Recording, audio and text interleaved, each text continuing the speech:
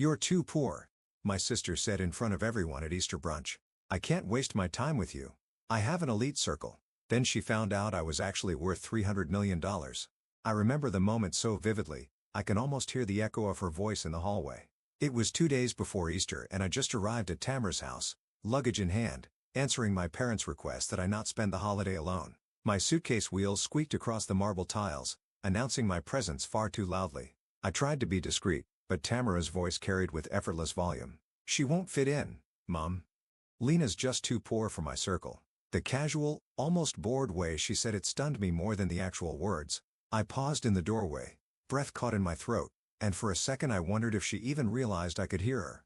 But she did. She glanced at me over her shoulder, that impeccably made-up face not betraying a single hint of guilt or hesitation. There was an uncomfortable silence before she added, "It's not that I hate her, she's just not a match." I forced a small, breathy laugh because laughter was the only barrier between my pride and my tears. Hearing your own sister dismiss you so categorically is a gut punch that never quite lands in a predictable spot. Tamara has always been the radiant one. The child you couldn't look away from in family photos, the one who lit up every holiday gathering with her big smile and her bigger personality. Our parents doted on us both, but she craved the spotlight and was rewarded for that craving. Dance recitals, beauty pageants, early modeling gigs, she soared in every social realm while I stayed tucked quietly in the background reading books or tinkering with puzzles. People often describe me as the shy one or the studious one, and Tamara reveled in being that it girl. Her world sparkled with likes, hashtags, and designer labels, while mine was built on silent observations and private joys. Over time, her flamboyant lifestyle grew only more extreme, feeding off social media's endless appetite for curated perfection. She excelled at her PR job, not because she deeply understood branding, but because she was a brand in and of herself, glamorous, magnetic, forever the center of attention. I, on the other hand, was comfortable staying out of any spotlight. After college, I worked a string of finance positions, quietly learning the ropes of stock investment and wealth management. Tamara never showed the slightest interest in my world, or in me, really. When Mom and Dad announced they'd be spending Easter on a Mediterranean cruise, I thought nothing of it. They had been planning that trip for years. But then Mom called me, voice soft with concern, telling me she didn't want me alone for the holiday. "You and Tamara should spend it together," she said gently, as if this were the most obvious solution in the world. My immediate reaction was to protest. I knew how Tamara felt about having her dowdy sister around. But Mom's logic was, we're both grown adults, we share the same city, and families should be together for special occasions. When she insisted, I let out a resigned sigh and said I'd consider it. Before I could even call Tamara though, I got a text message from her. "Mom is giving me no choice. You can come if you want.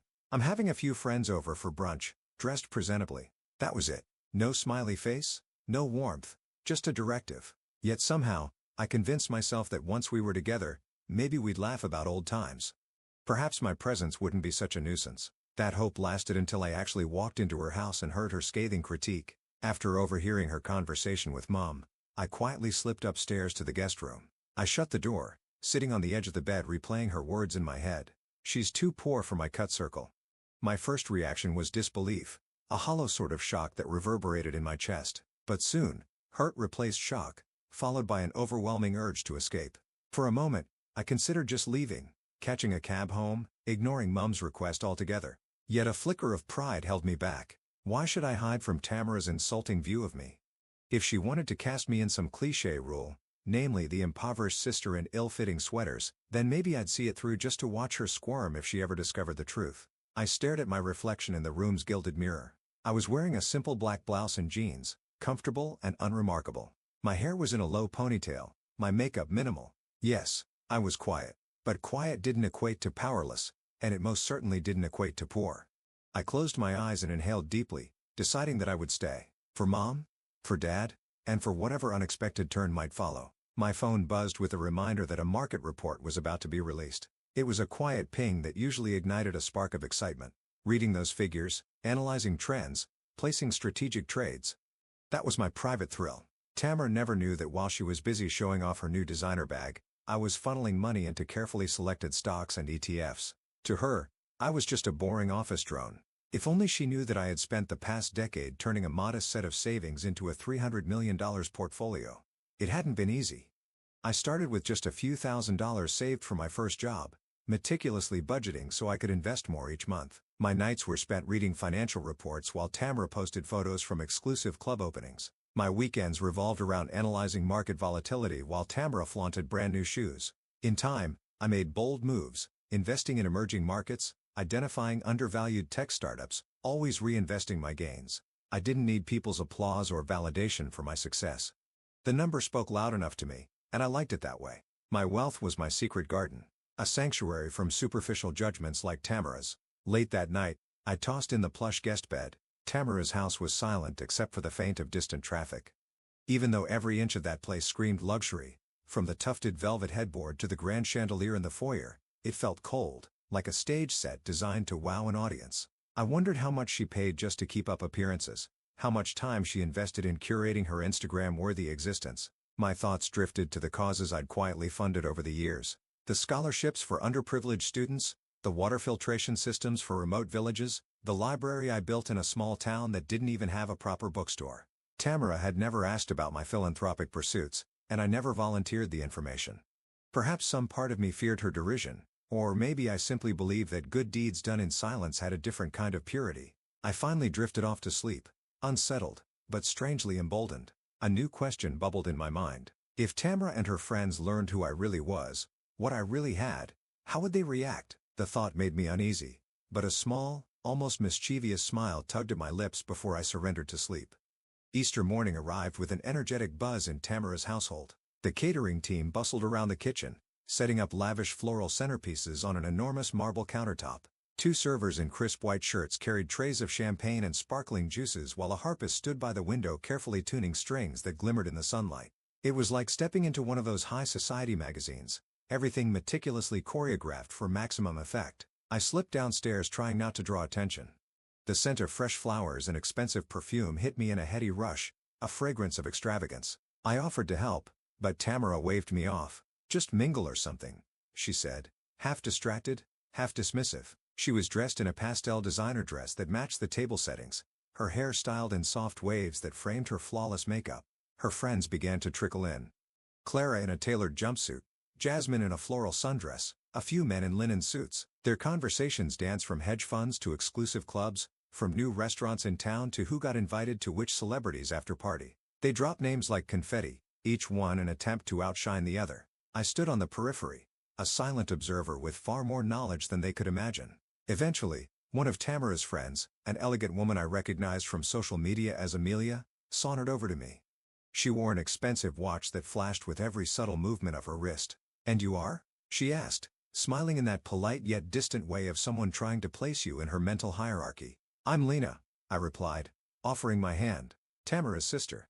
Amelia's eyebrows lifted as though she was registering mild surprise. "Oh right, I've heard a little about you." "Finance, was it?" I smiled. "Yes. I work in finance." Before I could elaborate, Tamara suddenly appeared, sliding an arm around Amelia's shoulders. "Lena just dabbles," she said, her tone dripping with condescension. "She's low-key." A ripple of gentle laughter spread through the little circle that had formed around us. I felt my cheeks warm, not out of shame, but annoyance. I bit my tongue, deciding it wasn't worth correcting her in that moment. Let 'em laugh. If they believe Tamara's narrative, so be it. I understood that power speaks loudest when it's silent, and I had no intention of using my wealth as a bargaining chip for acceptance. I was here for my parents' sake, nothing more. The brunch itself was a sensory feast. Perfectly poached eggs with hollandaise, artisanal bread baskets, delicate macaroons in pastel colors, everything arranged like a gourmet photo shoot. A string quartet had replaced the harpist outside on the terrace, and I heard the gentle strains of classical music weaving through the laughter of Tamara's guests. It was idyllic, if a bit overdone.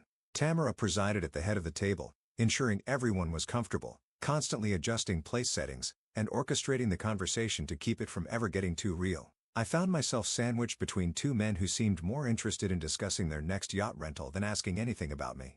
From across the table, Tamara would occasionally cast me a cursory glance, as if to confirm I was behaving according to her quiet, unremarkable sister script. She needn't have worried. I had no intention of stealing her thunder. I listened politely as Clara launched into a story about an upscale spa she visited in Bali, and Amelia chimed in about a designer pop-up she was desperate to attend. No one asked about my Easter traditions or how I felt about our parents being away. It was as if I were invisible, which suited me just fine. For now. I took in the scene with a detached sort of fascination. The clinking crystal, The gleaming silverware, the lavish floral displays that spilled across the table in an extravagant arc of pastel roses and lilies. Tamara had spared no expense, and the effect was undeniably stunning. But behind the glitz and glam, I could sense the undertow of insecurity. Hers, and to some extent, all of her friends. Their constant name-dropping and status-seeking felt like attempts to prove they belonged in a world they'd only just glimpsed. Sipping my champagne, I watched Tamara pivot from conversation to conversation. A perfect hostess, she was truly in her element. Shining under the sunlit canopy, her laughter bright and infectious. I recalled a time when Tamara and I were younger and we'd spend Easter hunting for chocolate eggs in our grandparents' backyard. She was always the one who found the most, shrieking with glee at each discovery. I'd smile quietly then, happy just to be part of her excitement. Funny how some dynamics never change, even if the setting does. In that moment, I felt a mixture of love and exasperation for her. She had no idea that I could buy and sell this brunch 100 times over if I chose to. As the meal wound down, Tamara's guests migrated to the living room, where a tray of petite fours and after-brunch liqueurs awaited. The conversation grew louder, the anecdotes more boastful. Someone brought up hedge funds, stumbling over basic terminology, but everyone nodded sagely as if they fully grasped the complexities. I bit my lip to hide a smile. Amelia turned to me again. "So, Lena, are you traveling anywhere soon? We've got a plan to do a group trip to St. Bart's in the summer," she said, her tone curious but lightly challenging. I shrugged. "I've been traveling off and on. A few months ago, I visited Peru to check out a program I helped fund in the Sacred Valley." Her brow furrowed. "A program you helped fund?" Before I could elaborate, Tamara interjected with a forced laugh. "Oh, Lena's always donating to something or other. Not sure if it's some local community drive or an overseas group. She's really into that stuff." She said it in a way that trivialized my efforts, as if my philanthropic work were a childish hobby. Amelia giggled politely, but she looked slightly intrigued.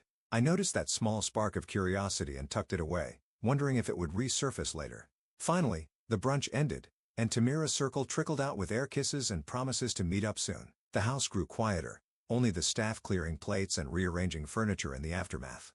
Tamara turned to me, arms folded. "Thanks for behaving," she said, half sarcastically. "Mom will be glad to know we didn't kill each other." I sensed her tension though. She didn't look me in the eye when she spoke. Maybe she was aware of the tension in me too. The line about me being too poor echoed in my head. "Why would you say something like that?" I asked softly, not wanting a fight but needing some closure. She sighed dramatically. "Because it's true, Lena. My friends and I live a certain lifestyle. Luxury trips, designer outfits, exclusive parties. You can't keep up." That's all I meant. I studied her face, searching for any hint of remorse. "Sure," I said finally. "No worries." She pursed her lips as if unsure how to respond to my calm. After a pause, she asked almost curiously, but seriously, "How do you survive on that finance salary? You don't ask mom and dad for money, do you?" I just shook my head, smiling faintly. "I manage," I said, leaving her to wonder. I stayed one more night, determined to at least fulfill my parents' wish that we spend Easter together. But I left early the next morning, refusing Tamara's half-hearted offer of a chauffeured ride to the station. My modest car, an older model I kept in impeccable condition, was parked at the curb. As I loaded my suitcase, Tamara stood on the porch in her satin robe, sipping a latte, looking every bit the social media queen. A fleeting twinge of sadness pricked my heart. Even with all our differences, she was still my sister, someone I'd known and loved my entire life. But at that moment, we felt worlds apart. The drive home was filled with silent introspection. I replayed the brunch, the subtle and not so subtle slights, the laughter at my expense, the words that stung the most, "She won't fit in." Not because they were necessarily wrong, but because of the assumption behind them that I needed or even wanted to fit into that circle. I didn't. My life was full in ways Tamara could never comprehend, and ironically, I probably out-earned everyone at that table combined. I resolved to keep my secret intact. If it ever came to light, it would be on my terms, not theirs. Back at my own apartment, a spacious, sunlit loft in a quieter neighborhood, I sank into my favorite reading chair. As I gazed at the hardwood floors and the minimal but high-quality furniture I'd chosen for comfort more than show, I felt the calm that always enveloped me here. My phone buzzed. A reminder that a scholarship deadline was approaching. That was me. Never a moment's rest from the various philanthropic projects I managed. I opened my laptop and reviewed new investment updates. A couple of the stocks I'd been tracking had skyrocketed. The portfolio was healthy. A smile of satisfaction curled my lips as I noted the growth. That money would translate into more scholarships, more libraries, more opportunities for communities that were often overlooked. This was the life I had built, unflashy on the surface, incredibly fulfilling in its depth. Later that evening, I found a leftover container of homemade soup in the fridge and heated it on the stove, reflecting on how Tamara would probably scoff at my simple dinner. But the quiet comfort of my home, the knowledge that my investments were thriving, and the sense of purpose from helping others gave me a peace Tamara's gilded parties never could. I wouldn't trade it for anything. A few weeks slipped by. I buried myself in my usual routines, working through new potential investments, reading about microfinancing opportunities, and finalizing the details of a community center project I was funding in a small town. My communication with Tamara was minimal, mostly a curt text here or there about how busy she was. I assumed she'd moved on to her next lavish event, forgetting our awkward Easter encounter. Then one Monday evening, as I was poring over an annual report, my phone pinged. A text from an unknown number read, "Is this Lena M. from the article?" with a link. At first, I was alarmed, thinking perhaps my information had been leaked. Intrigued, I opened the link to see a digital piece titled, "The Silent Titan. Meet Lena M., the discreet investor behind $300 million in smart capital." My heart skipped a beat. The article mentioned my philanthropic endeavors, my knack for spotting emerging markets, even referencing me as an invisible shark in the finance world, someone who maneuvers stealthily yet powerfully. A tiny unauthorized photograph of me accepting a plaque at a charity gala accompanied the text. My secret wasn't so secret anymore, and I knew it wouldn't be long before Tamara found out. Sure enough, a storm began to brew on the social horizon. Though the feature wasn't mainstream yet, it circulated in the niche circles of private wealth management, exactly the kind of people Tamara and her friends were eager to impress. Clara, Tamara's friend, who worked tangentially with finance professionals, stumbled upon the article and recognized me immediately. She confronted Tamara at some influencer lunch, the way gossip always surfaces in such circles. According to a mutual acquaintance, Clara's initial reaction was astonishment. "Tamara, did you know about Lena's net worth? This article is calling her a financial genius. Is that true?" Tamara, caught off guard, could barely form a coherent reply. She apparently tried to downplay the story or claim ignorance, but Clara pressed on, showing her the photo. There was no denying it was me. A hush must have fallen over their table as Tamara realized how drastically this revelation challenged her narrative of me being too poor. Later that afternoon, I received the inevitable call from Tamara. My phone vibrated as I was in the middle of a video call discussing an educational grant. I excused myself from the meeting and answered. "Lena, we need to talk," she said, her voice colder than I'd ever heard. I could almost feel her outrage crackling through the line. "You never told me anything about this," Tamara hissed.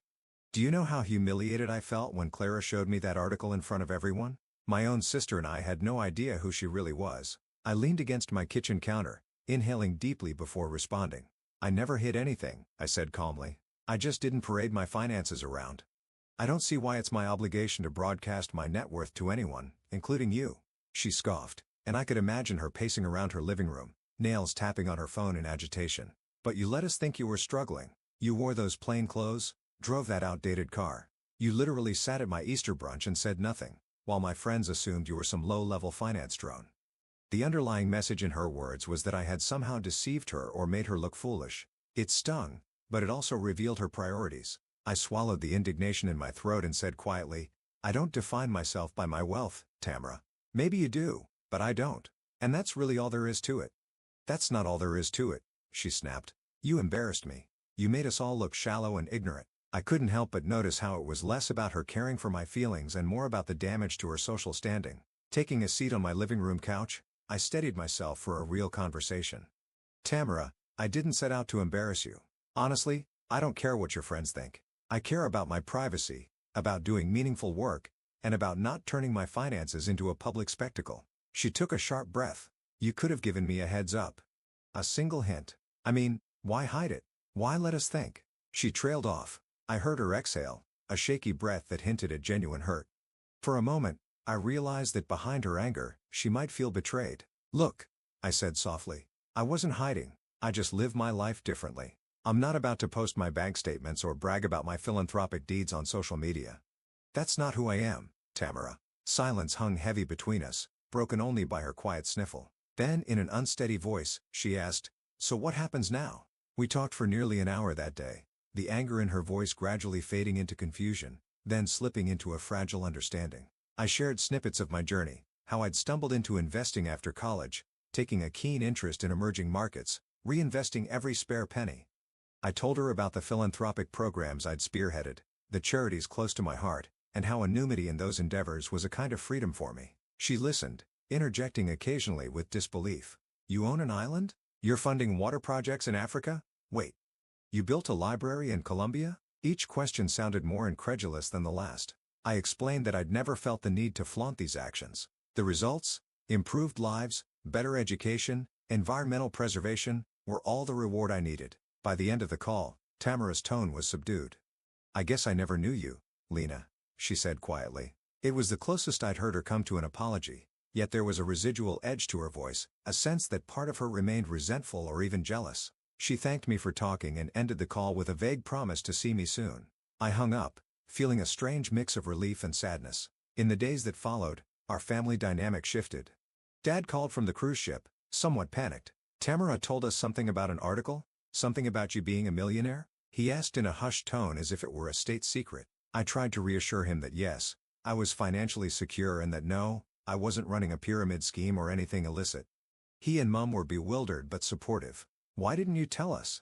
Mom wanted to know, her voice tinged with worry. I gently explained my choices and they accepted it. Perhaps not fully understanding, but at least respecting my decision to stay private. With Tamara, things were still tentative. She sent me a text now and then, no longer condescending but strangely formal. I sensed she was embarrassed or ashamed to approach me in her usual brash manner. The vanity she held so dear had taken a blow, and she didn't quite know how to navigate this new reality. Meanwhile, life went on for me in its steady rhythm: investments, philanthropy, quiet living. I did notice a flurry of social media posts from Tamara's circle. Cryptic references to me as the sister with the big secret, but I didn't engage. I had nothing to prove. One afternoon, I found myself near Tamara's favorite cafe and decided on a whim to drop by. It was a glossy, high-end place, frequented by influencers capturing latte art for their feeds. There she was, sitting at an outdoor table, her phone angled perfectly to capture her face in flattering sunlight. She noticed me and waved me over, looking uncertain. Mind if I join? I asked, sliding into the seat opposite her. She set her phone aside and said, of course not, but her body language felt rigid as if she was bracing for confrontation. We made small talk, her latest PR project, a recent trip she took, the rising cost of living in the city. Then gingerly she said, I'm sorry I called you poor. That was harsh. I studied her expression. Tamara rarely admitted fault. Thank you, I replied simply. I sipped my coffee, noticing how her gaze flitted around as if she wanted to address the elephant in the room, but didn't know how. Finally, she mustered the courage. So that article, people are still talking about it. It's crazy. You're basically a star in those circles. I shrugged. I'm not interested in fame, Tamara. I just do what I do. She fiddled with the sleeve of her designer jacket, her eyes downcast. I guess I never realized there was another way to be wealthy without, flaunting it. Her voice was almost timid, a stark contrast to her usual confidence. It made me wonder if deep down she'd always been aware of the shallow nature of her social circles. Maybe she envied the tranquility that came from not constantly chasing validation. After a pause she asked quietly, did you ever think I was silly? All the clothes and parties and posts? Her vulnerability took me by surprise, and my heart softened. I shook my head. No, Tamara, I just thought we were different. We find value in different things. She gave a small nod, chewing on her lower lip as if grappling with a realization. In that moment, I caught a glimpse of the sister I grew up with. The one who used to share Easter candy with me, who once dreamt of seeing the world and doing great things. I felt a rush of compassion for her. No matter what had transpired, I wanted her to know she wasn't alone in her insecurities. We all had them, just in different forms. We talked for another hour, carefully skirting around raw spots, but managing to find common ground. Before parting, Tamara hesitated, then said, I'm hosting another gathering soon. Something smaller, just a few close friends. If you wanted to come, maybe you could talk about your philanthropy. The invitation was new territory. I saw her cheeks color slightly, a sign of genuine outreach. I considered it. I'll think about it, I said. Part of me doubted her friends would be truly interested in hearing about my philanthropic strategies. They might just be drawn to the mystique of my newfound fame. Still, it felt like a tentative olive branch. That evening, I reflected on the shift in Tamara's tone.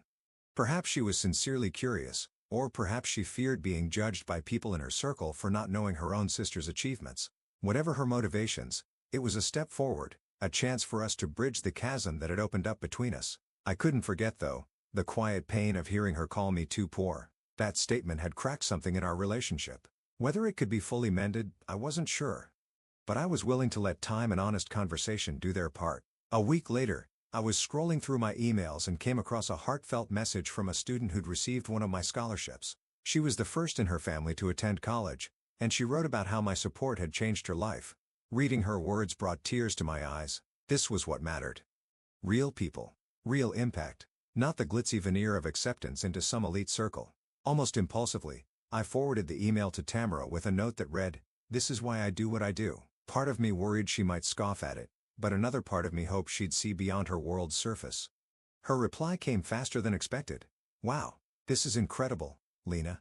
Congratulations, and thank you for sharing." Short but honest sounding. That weekend, we met for lunch at a quiet bistro. There were no cameras, no designer theatrics, just two sisters talking. We discussed the email, the scholarship program, and how it felt to genuinely help people. I saw her eyes brighten, and for once, she didn't seem to be planning how to post about this on Instagram. The conversation felt raw and real, a glimmer of the closeness we once had. Today, Tamara and I are on cautious but meaningful ground. She's more polite, more curious, though there's still a certain distance in her eyes. Maybe shame for having underestimated me. Maybe envy for the path I've chosen.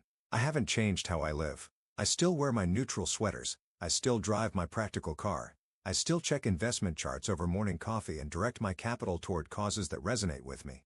The difference now is that Tamara knows. Our parents know. Some in her social circle know. But even under the weight of that awareness, my life feels the same.